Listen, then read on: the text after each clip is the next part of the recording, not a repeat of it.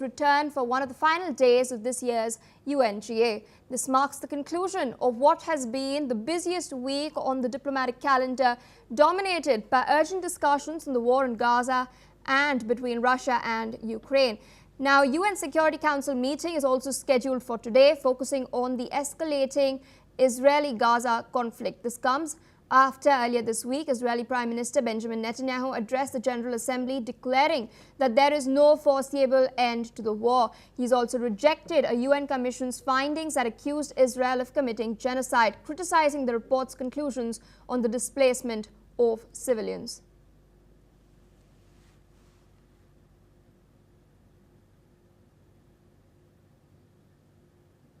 Now, in order to help us understand these developments, I'm being joined by Thomas Boteas, our correspondent who is currently in New York City. Thomas, how did the rivalry between US and China play out at the UNGA 80, and what does it mean for global power politics now?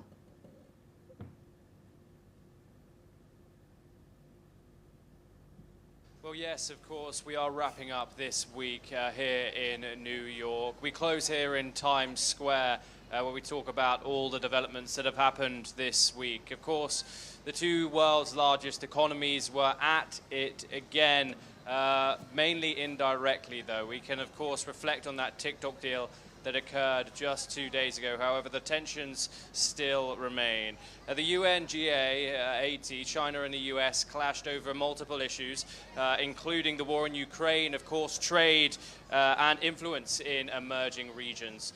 China called, of course, for multilateralism, whereas the US came forward with Donald Trump's protectionist speech, highly criticizing the institution and highly selling himself and giving himself credit for stopping 7 wars. China, of course, emphasized its narrative of neutrality. This, of course, came after Donald Trump accused China and, of course, India of funding Vladimir Putin's war inside Ukraine by buying their oil. Of course, the broader implication of the rivalry is growing and is more transactional and multipolar. Of course, that US and China trade war and war of words, of course, is not expected to go away very soon, but we will, of course, bring you every single bit of it. All right, Thomas, could you explain to us what's the latest on the Russia-Ukraine conflict, especially after the strong statements we heard from both sides on the dais of the UNGA?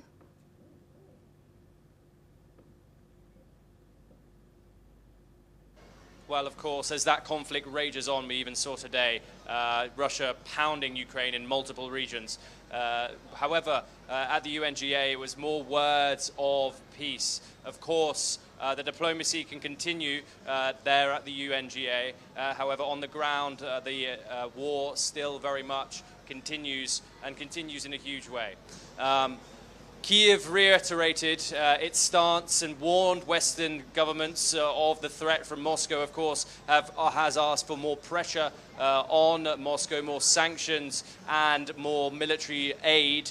Of course, Moscow's huge statement coming out of that conference was that Moscow does not show a threat to NATO or to Europe.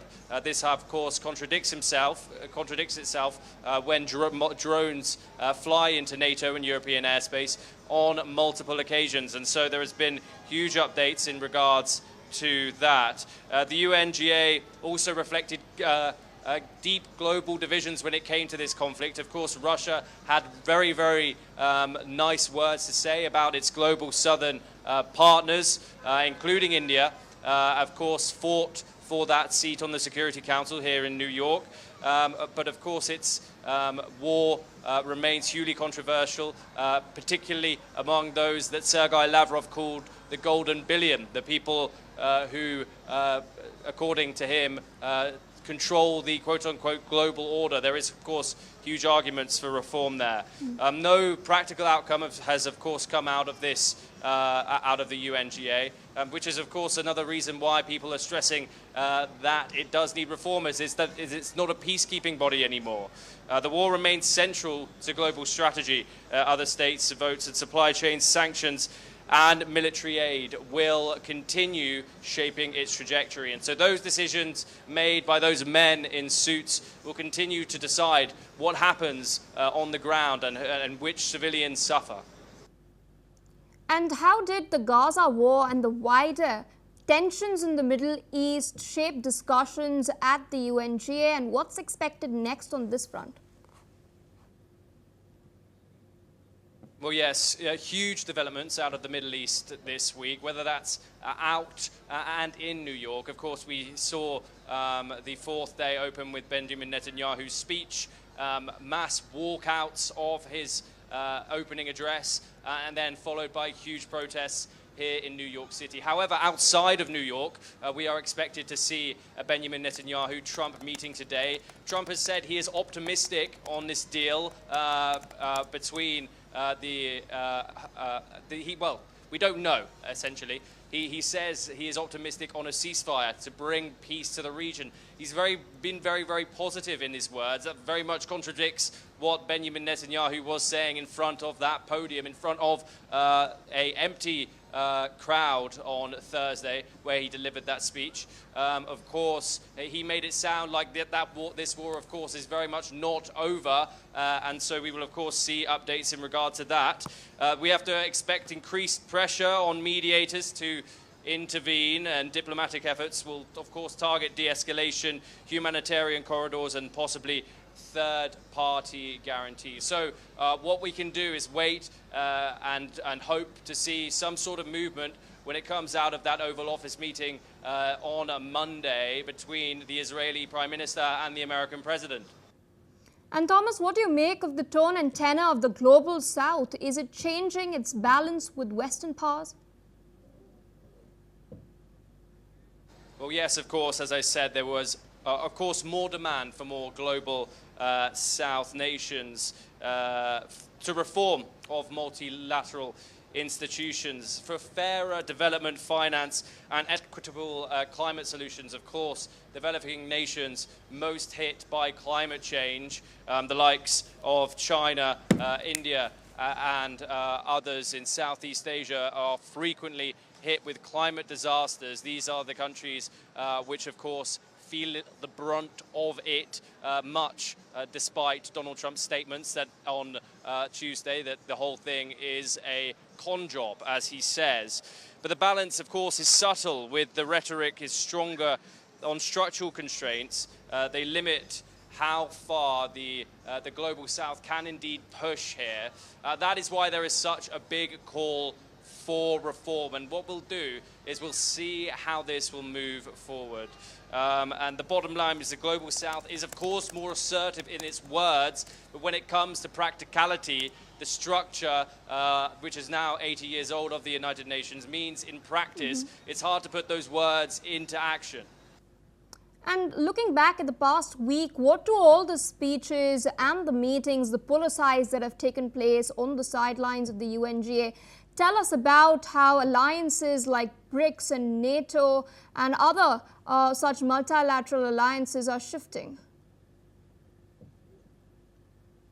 Well, what the United Nations has shown us is that the world has become more divisive. BRICS, NATO, and other alliances are, of course, shifting. The BRICS group and other alternative blocs have held their own meetings, small bilateral meetings on the side. Of course, you can cite India as an example, who've, of course, held that BRICS meeting along with G20, met with South Africa and other nations like that as well. And of course, met with the Americans early on in the week with Secretary of State Marco Rubio, despite the underlying tensions of trade and HB1 visa fees.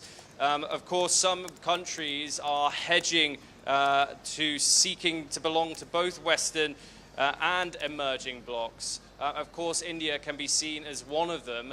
Many people say this is a huge benefit. Many people say that it is unclear which alliance they belong to. They're becoming more fluid issue rather than fixed in these circumstances. The war in Europe, of course, and the competition in the Indo-Pacific demands institutional reforms. Experts and more multiplex alliances, overlapping security, shifting coalitions for security, trade, and technology and climate. So essentially, this UNGA has once again reiterated how divided the world is when it comes to working together. Moving forward, the world still remains divided, very sadly, and although voices are crying and crying for countries to work together, we can see in certain instances, like the war in Ukraine being major driving factors between nations, there is not much hope in sight of course, that reform due to it being such a hard structural change. But we will, of course, bring you the latest here.